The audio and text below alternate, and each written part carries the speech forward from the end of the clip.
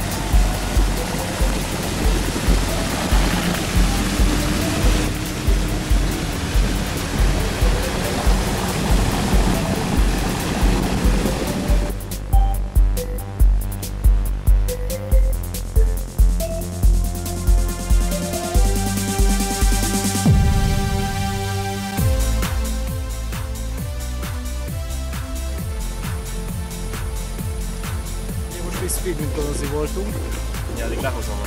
Volt-e közben halálfélelmed? Halálfélelem az abszolút nem volt, de már nagyon várom, hogy menjünk újból. Szerintem forduljunk vissza most rögtön.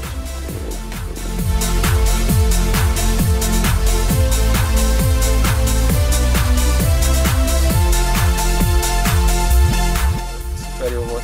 Kérem, hogy minél több embernek jut ki ilyen élmény, mert szenzációs volt, nagyon jó volt, a repülő volt a legjobb. Persze a Tamásnak a dupla ütős játéka is szuper volt. Na, meg jók voltunk mindannyian. Na, egyszerűen szuper volt minden.